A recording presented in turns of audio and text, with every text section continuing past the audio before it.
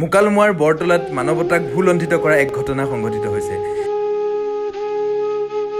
প্ৰায় ৩ দিন ধৰি নিজ গৃহৰ ভিতৰতে অকলশৰে পৰি থাকিল এগৰাকী বৃদ্ধাৰ মৃতদেহ।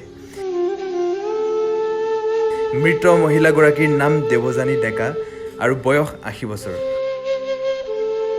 স্থানীয় লোকে জানিব দিয়া মতে কেইবাদিনমানৰ আগত মহিলাগৰাকী পৰিছিল, যাৰ বাবে আঘাত পাই শস্যাগত হৈ আছিলে। কোনো সন্তান নথকা মহিলাগৰাকীৰ নিকট আত্মীয়ই কোনো খবৰ ল'বলৈ অহা নাছিল বুলি অভিযোগ কৰে স্থানীয় লোকে। এনেদৰে অৱহেলিত হৈ মহিলাগৰাকীৰ নিজ গৃহতে মৃত্যু হয়। মৃত্যুৰ পিছতো মহিলাগৰাকীৰ মৃতদেহটো প্ৰায় ৩ দিন ধৰি নিজ গৃহতে পৰি থাকিল, যাৰ বাবে মৃতদেহটো উৱলি যোৱাৰ উপক্ৰম হৈছে। যোৱাকালি গাঁৱৰ লোকে মহিলাগৰাকীৰ মৃত্যু হোৱা বুলি গম পাই নিশা মুকালমুৱা আৰক্ষীক খবৰ দিয়ে। নিশা ঘটনাস্থলীত মুকালমুৱা আৰক্ষী উপস্থিত হয়, মহিলাগৰাকীৰ মৃতদেহটো পৰীক্ষা কৰে আৰু আজি পুৱাই মৃতদেহটো উদ্ধাৰ কৰি মৰণোত্তৰ পৰীক্ষাৰ বাবে প্ৰেৰণ কৰে।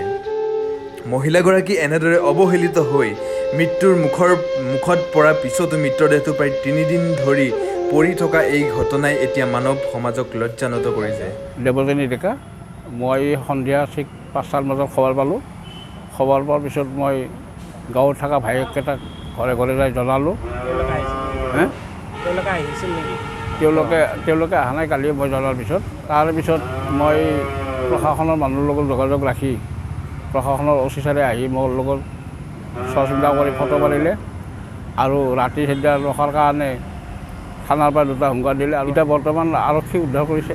তেখেতে আজি 4 দিনমান আগতে কিবা অলপ পৰিছিল, পৰাৰ কাৰণে অলপ অসুস্থ হয়। এনেকৈ মৃত্যু হোৱাটো কোনো তাৰমানে 3-4 দিন হ'লেও কোনেও ক'ব নোৱাৰে। তাৰমানে জাষ্ট কালি পাইছোঁ, হয়তো কালি পৰহিও হ'ব পাৰে ঘটনাটো।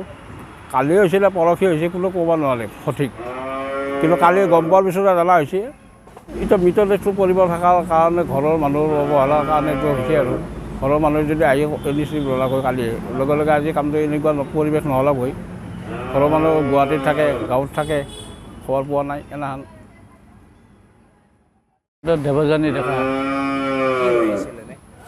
তেওঁতো এনেই সুস্থ আছিল প্ৰথমতে। এই আজি 4 দিনমান আগতে পৰিছিলে, অলপ পৰি মানে ক'ৰবাত ভৰিত দুখ পাই হৈ থাকিলে। এনে অন্য বেমাৰ নাছিলে তেনেকৈ। তেওঁৰ পৰিয়াল মানে আমি গম নাপাওঁতে তেওঁৰ বিয়া হৈছিলে বোলে কছাৰীপুৰী বুলি ঠাইত। তাৰপৰা তেওঁ গুচি আহিছিলে, ল'ৰা ছোৱালী নাই আকৌ। তেওঁৰ গুচি আহি ইয়াতে তেওঁৰ ভায়েক আছিল 5জন, বেলেগ বেলেগ ঠাইত থাকে। তেওঁ অকলে আছিল এই ঘৰটোত। ইয়াতে মৃত্যু হোৱাটো ঠিক গম নাপাওঁ, কিন্তু আমাৰ এতিয়া যিখিনি মানুহ খবৰ ল'ব অহা, এতিয়া পৰহিৰ পিছত ক'ব নোৱাৰে, পৰহি মানে হৈ যাব পাৰে। আত্মীয় মানুহ এতিয়া তেনেকৈ তাৰমানে একদম তেওঁৰ নিকট আত্মীয় যিখিনি ঘৰৰ বুলি কয়, তেওঁলোকৰ ঘৰৰ মানুহ তেনেকৈ আমি দেখা নাই।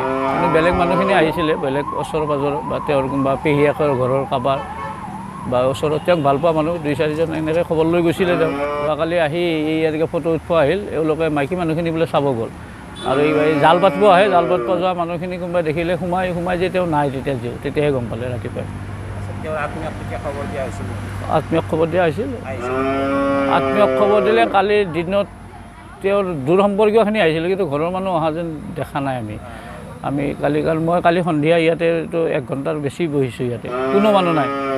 তাৰপিছত মই আমাৰ গাঁওবুঢ়াক ফোন কৰিছিলোঁ। গাঁওবুঢ়াৰো এটা কৰ্তব্য তেওঁৱে জনাইছে, বোধহয় কোনোবা জনাইছে। ৰাতি আৰক্ষী আহিছিলে আৰু সেইকাৰণে এতিয়া ৰাতিপুৱা যদিও ভায়েকত আহিছে, আমি শ্মশানটো জ্বলাব পৰা নাই, কাৰণ পুলিচ আহিব কাৰণে আৰক্ষী আৰু গাঁওবুঢ়াও অলপ লেট হ'ল। আমি আহোঁতে সেইকাৰণে তেওঁলোককে ৰখি থাকিলোঁ। আমি এতিয়া আৰক্ষী উদ্ধাৰ কৰিছে, আৰক্ষী আহিছে। এনেকৈ থাকিব নালাগে আচলতে এই শেষ মুহূৰ্তত। আজি যিজন মানুহে আজি বেয়া লাগিছে সকলোৰে, কি তেওঁ শহুৰৰ ঘৰৰ পৰা যেতিয়া আৰু আহিছে, তেওঁ ৰান্ধি বাঢ়ি তেওঁৰ ভায়েকহঁতকো খুৱাইছে, সকলোকে খুৱাই থাকিলে, কিন্তু তেওঁ এতিয়া মৃত্যুৰ সময়ত আজি 3 দিন লঘোণে যাব লগা হ'ল। কোনোবা ORS কিবা দিছে, পানী অলপ দিছে, সেইটো বেলেগ কথা, কিন্তু তেওঁ মানে ৰান্ধি খোৱা মানুহটো আজি লঘোণে যাব লগা হৈছে।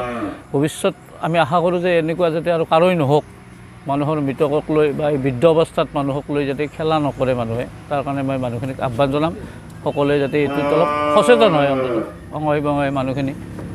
আৰু ভাই ভগ্নী সেইকাৰণে লাগে, মানুহে কৈছিল, আজিকালি নালাগে। আগতে মানুহে কৈছিল ভাই ভগ্নী লাগে বিপদৰ সময়ত চোৱাৰ কাৰণে। বিপদৰ সময়তে নাচায়, এতিয়া ভাই ভগ্নী কিয় লাগে, কোনো প্ৰয়োজন নাই। মই আহ্বান জনাম সকলোৱে ভৱিষ্যত আৰু এনেকুৱা যাতে কাৰো নহয়। মৃত্যু অৱস্থাত এনেকৈ মৰি পেলাই পচি থাকিব লগা হয়। মুকালমুৱাৰ পৰা আমজাদ হুছেইনৰ ৰিপৰ্ট E24 লাইভ ব্ৰেকিং।